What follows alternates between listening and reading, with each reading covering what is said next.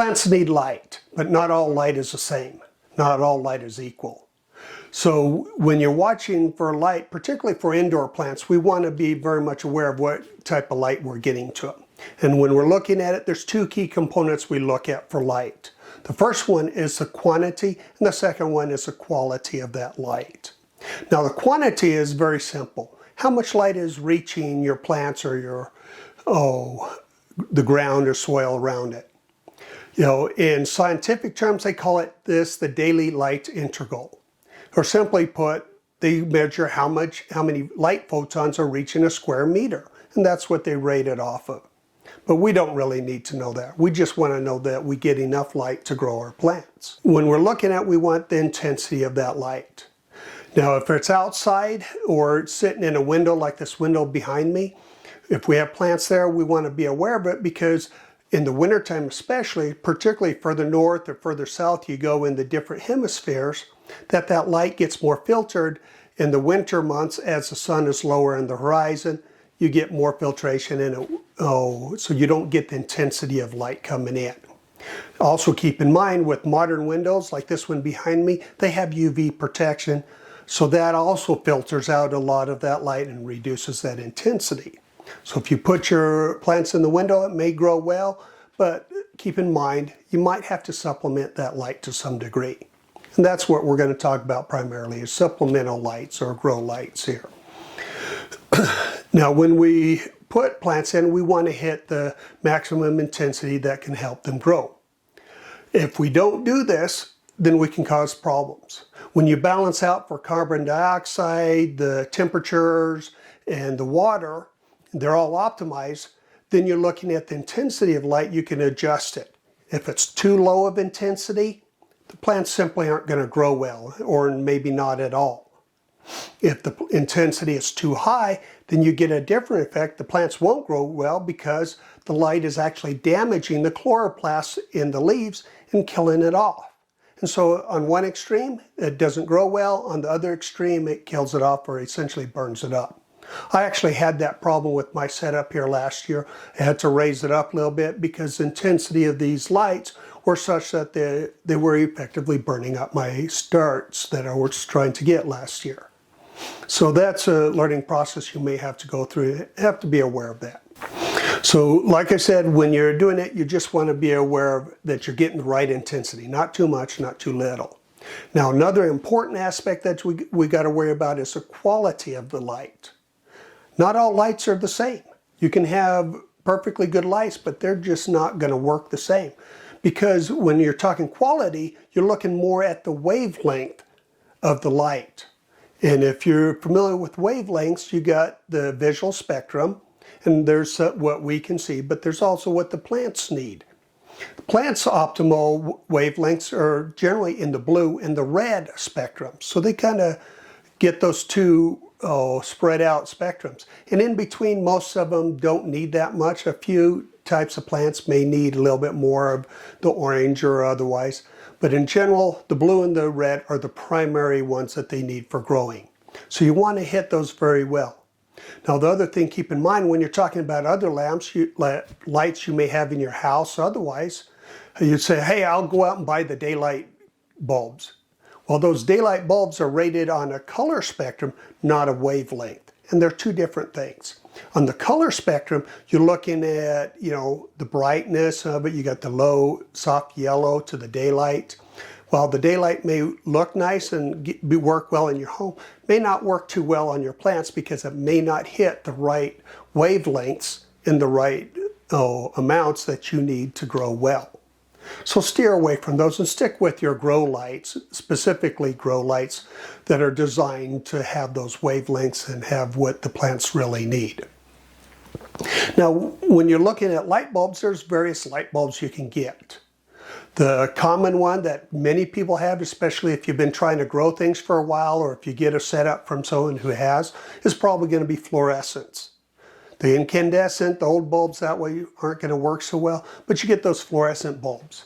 Here I've got an older grow lamp setup that I have had. This one's got the fluorescent bulb and it works really well. Fluorescents are great. They're cheap, inexpensive to operate, inexpensive to have. The downside of it is they're getting harder to find. You're just not finding them out there any much. They're kind of going away from those bulbs. But they're great bulbs. They're not really, they don't get really hot. So you can actually get them down low to your plants without any problem. If you're doing it on shelves or trying to optimize your space, you can actually get them in there and grow fairly close to it. One of the downsides though is, over time, the intensity drops off, so you're not going to get that light intensity that you have with the newer bulb. So after a few years, that's going to fade on you. But otherwise, they're a great bulb. They're great for starting out germinating plants and growing them that way. Now, the next light we're going to talk about is a high intensity discharge lamp. These lights, very good lights. They work really well. They actually work off of the light ignition within the bulb is how they operate. They've been proven to be effective. And you've got about three particular types of them. You got the high pressure sodium, you've got the metal hydrides, and then you got hybrids of those two. So those are the lights that you're going to find out there. But keep in mind, while they're efficient and work really well, good quality lights, they can be expensive to operate. They'll run up your electric bill a bit, and they're kind of a little bit more expensive to buy than fluorescents otherwise. Now, the light that's really taken the markets by storm right now are the LEDs. And that's what I've got here. I've got some LEDs. LEDs work really well. You can often get them that are customized to different settings for different light setups, but they're inexpensive to operate. You know, I mean, they really don't hit your electric bill that much, and the prices are really coming down, so they're getting to be very inexpensive. Now, because of that, you can get them in a wide range to fit about any budget, anywhere from the cheap under $20 to those that are well over $200. So you got quite a selection out there to go for. But one great thing is they don't put off a lot of heat. The fixtures and setups, they're quite cool. And so when you have them in your grow room or otherwise, you're not going to heat up the place quite a bit like you might have with other light fixtures. Now, one thing I will say about it, you got to be aware of, the intensity on LEDs can be much higher than on other light bulbs. And that's what I found out here with my setup. I started out with some grow labs, trying to do some seedling starts, get some starts going, and it just burned them up because the intensity was so much that I had to actually raise my lights up a bit. And if you look at it, I've got my joints here where you can see where I kind of added onto it quite a bit to raise it up. So this is about the height that I found worked really well without burning up or killing off my plant. The last light we're going to talk about is a sulfur plasma. Now, these lights, you're probably not going to see them in your neighborhood because for the small time grower, they're not economical. They're expensive and they're expensive to operate. You're going to see these more in the commercial operations. Maybe if you find an occasional one that they're selling off or closing out business or something like that, you might pick them up. But like I said, they're not cheap to operate. They're not cheap to buy. The advantages of them is they're probably some of the lights that are closest to actual sunlight. So they have those wavelengths and everything on it. And they're still doing research on these lights to make sure that you'll see what their effectiveness over time is. So it's still out there. But hey, if you get your hands on it and you can work with it, they can be great lamps to have.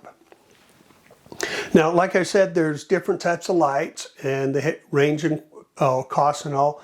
These are a couple of lights here that I picked up at a local nursery supply store. They're really nice lamps. I used them last year. I'm using them this year with some starts going on here. These are white lights. And what I like about them is I can hook them up into a series like this here. I can plug stick another one in, put in a whole series or put them lengthwise or however. Works really well that way. They weren't exactly cheap. I think these were like $80 a piece for each of these, so they cost a little bit.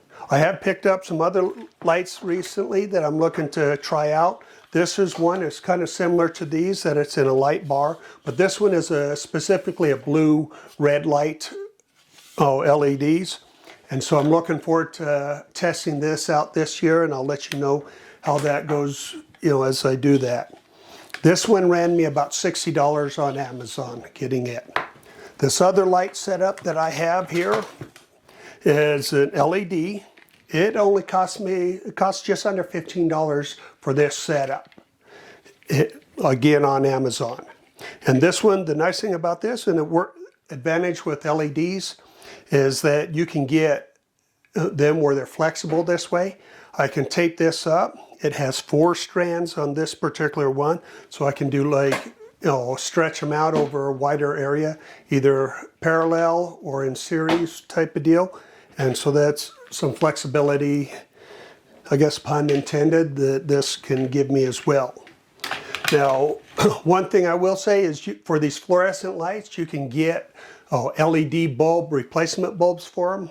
Being as the fluorescents are getting harder to find, you can actually still find get some of the LED replacements to go in there, and they work just fine that way. But again, even those are getting kind of hard to come by. I'm not seeing those as many of them, so they're going more to the set fixtures this way with the lights actually embedded into the fixture. So I hope you enjoyed this brief introduction into lighting for indoor growing, and hit the like and subscribe button to keep getting more information as I put it out.